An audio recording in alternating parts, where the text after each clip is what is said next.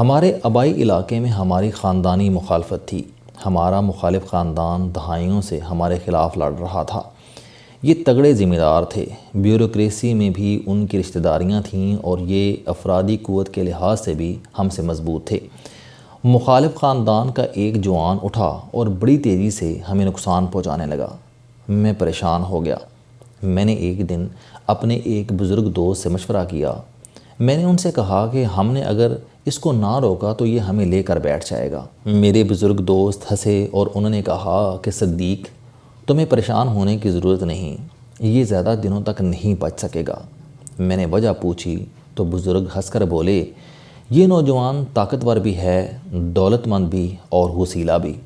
میرا تجربہ ہے کہ جہاں یہ تینوں چیزیں جمع ہو جائیں وہاں بربادی کے سوا کچھ نہیں بچتا۔ میں نے وضاحت چاہی۔ بزرگ نے جواب دیا کہ طاقت اور دولت نشہ ہوتی ہے۔ یہ نشہ انسان میں غرور پیدا کرتا ہے۔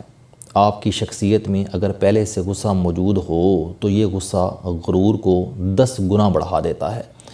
آپ آگ کا گولہ بن جاتے ہیں۔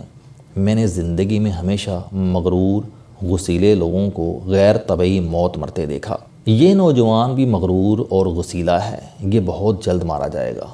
مجھے ان سے اتفاق نہیں تھا، لیکن میں احترام میں خاموش رہا۔ ہمارے بزرگ کی بات 1 سال بعد سچ ثابت ہو گئی۔ ہمارا مخالف اپنے مظاہرے کے ہاتھوں مارا گیا۔ مجھے یہ واقعہ صدیق کانجو صاحب نے سنایا تھا۔ کانجو صاحب ملک کے مشہور سیاستدان تھے۔ یہ لودھراں کی تحصیل کے ہوڑ پکا کے رہنے والے تھے۔ وہاں ان کا خاندانی گاؤں اور وسیع جاگیر تھی۔ یہ 1977 عیسوی میں سیاست میں آئے، 3 بار قومی اسمبلی کے رکن بنے۔ یہ پاکستان مسلم لیگ میں تھے۔ میاں نواز شریف نے اپنے سابق دور حکومت میں انہیں خارجہ امور کا وزیر مملکت بنا دیا۔ گوہر ایوب اس دور میں وزیر خارجہ ہوتے تھے۔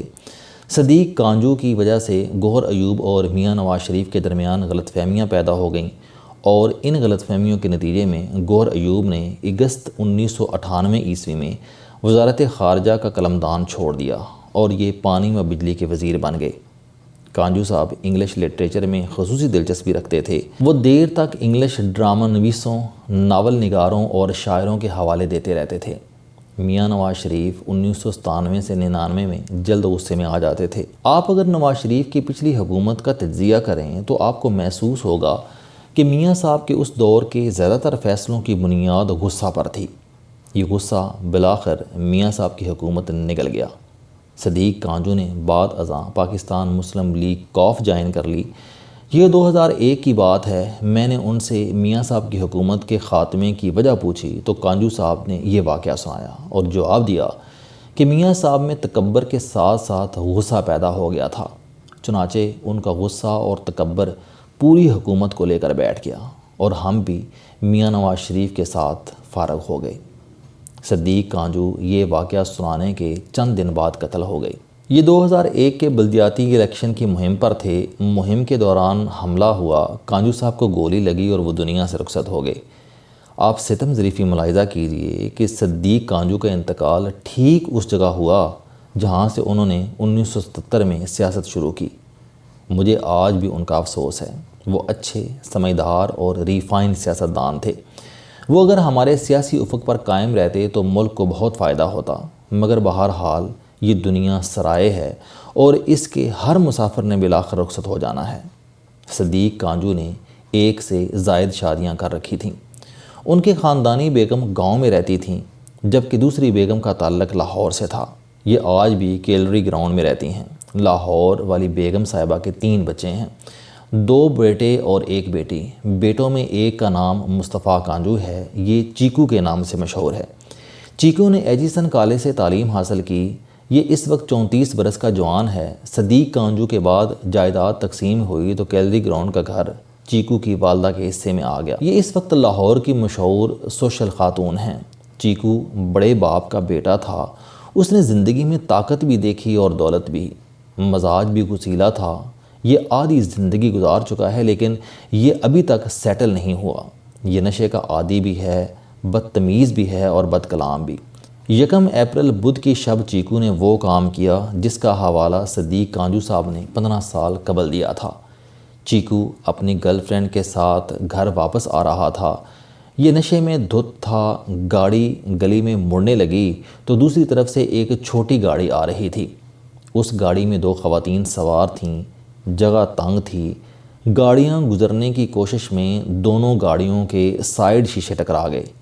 چیکو کو غصہ آ گیا۔ چیکو نے شیشہ نیچے کیا اور خواتین کو ماں بہن کی گالیاں دینا شروع کر دیں۔ خواتین بھی غصے میں آ گئیں۔ بات آگے بڑھ گئی۔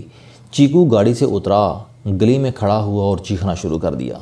گلی کے چوکیدار، محلے میں کام کرنے والے ملازمین اور آس پاس کے گارڈز وہاں پہنچ گئے۔ چیکو کو بدتمیزی کرتے دیکھا تو اسے سمجھانے کی کوشش کرنے لگے۔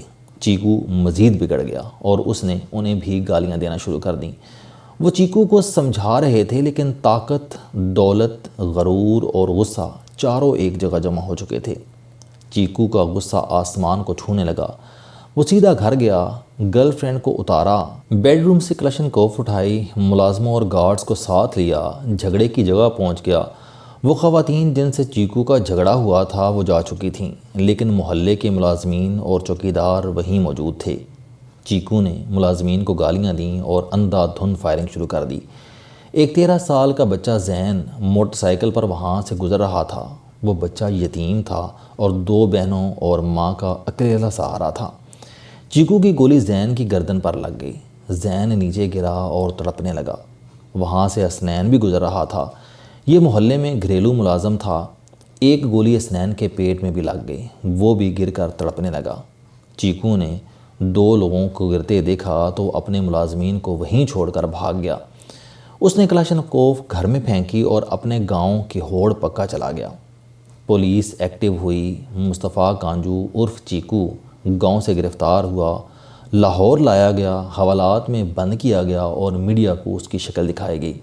یہ اس وقت جوڈیشنل ریمانڈ پر جیل میں ہے۔ قتل ثابت ہو چکا ہے۔ یہ اعتراف جرم کر چکا ہے۔ خاندان معافی، صلح اور خون بہا کی کوشش کر رہا ہے، لیکن زین کی والدہ نہیں مان رہی۔ لہٰذا یہ کیس اگر اسی طرح چلتا رہا تو مصطفیٰ کانجو کو سزائے موت ہو جائے گی۔ یہ پھانسی چڑھ جائے گا۔ ہم اب اس واقعے کا نفسیاتی تجزیہ کرتے ہیں۔ چیکو کو وراثت میں دولت اور طاقت ملی تھی۔ اس نے بچپن میں والد کا دبدبہ اور نام دیکھا تھا۔ یہ اس دبدبے کے ساتھ جوان ہوا۔ غصہ فطرت میں تھا۔ والد فوت ہوا تو کروڑوں روپے کی جائیداد مفت ہاتھ آ گئی۔ یہ بری صحبت کا شکار بھی ہو گیا۔ شراب کا عادی ہوا، بیرا روی کے کیچڑ میں بھی گرا اور مکمل طور پر خراب ہو گیا۔ یہ تمام خرابیاں جمع ہوتی رہیں، یہاں تک کہ 1 اپریل 2015 کا دن آ گیا اور ایک معمولی واقعے نے چیکو کو قاتل بنا دیا۔ آج وہ گاڑی گھر پر کھڑی ہے جس کا شیشہ ٹکرانے پر چیکو غصے سے پاگل ہو گیا تھا۔ یہ گاڑی سال 6 مہینے میں بک بھی جائے گی۔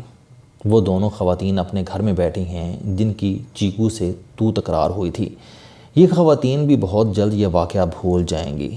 گلی کے تمام ملازمین بھی اپنی اپنی زندگی میں مگن ہیں جنہوں نے اس دن چیکو کو سمجھانے کی کوشش کی۔ گلی کے لوگ بھی آہستہ آہستہ یہ واقعہ بھول جائیں گے۔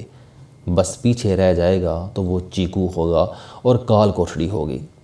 آپ اگر مجھ سے پوچھیں تو میں چیکو کو کم اور مرحوم صدیق کانجو کو زیادہ مجرم سمجھتا ہوں، کیونکہ کانجو صاحب نے چیکو کے لیے دولت اور دبدبہ چھوڑتے وقت یہ نہیں سوچا تھا کہ کیا یہ بچہ اس کا اہل بھی ہے اور یہ دولت کہیں اسے کال کوٹھڑی تک تو نہیں لے جائے گی۔ مجھے افسوس سے کہنا پڑتا ہے کہ کانجو صاحب سمیت ہم میں سے زیادہ تر لوگ یہ نہیں سوچتے، چنانچہ ہمارے امراء کے زیادہ تر بچے سڑکوں پر حادثوں میں مرتے ہیں یا پھر قاتل بن جاتے ہیں، سزائے موت پاتے ہیں، یا پھر پوری دولت خون بہا میں مقتول خاندان کو دینے پر مجبور ہو جاتے ہیں، یا پھر نشے کے ہاتھوں برباد ہو جاتے ہیں، یا پھر بزرگوں کی 100 سال کی کمائی طوائفوں کے قدموں میں نچھاور کر دیتے ہیں۔ یہ وہ کہانی ہے جو ہمارے خطے میں سینکڑوں سال سے دہرائی جا رہی ہے۔ ہم لوگ جتنی محنت دولت کمانے پر کرتے ہیں، ہم اگر اس کا 1/4 حصہ اپنے بچوں کی پرورش پر لگا دیں تو ہمارے بچے ذمہ دار بھی ہوں، یہ غصہ بھی کنٹرول کر لیں اور یہ باعزت زندگی گزارنے کا فن بھی سیکھ لیں۔ لیکن ہم بدقسمتی سے اپنا تمام وقت اور تمام توانائی دولت اور طاقت جمع کرنے پر ضائع کر دیتے ہیں۔ ہم اس دوڑ میں زندگی کی سرحدیں عبور کر جاتے ہیں اور ہمارے بعد ہماری پوری زندگی کی جمع پونجی ہمارے ایک داماد، ہمارے ایک چیکو اور ہماری ایک نالائق سالے کا نوالہ ثابت ہوتی ہے۔ ہم جس بچے کو گود میں کھلاتے رہے وہ بچہ زندگی کا آخری حصہ کال کوٹڑی میں گزارتا ہے۔ کاش ہم یہ سمجھ لیں، باپ بننا آسان لیکن والد بننا انتہائی مشکل ہوتا ہے۔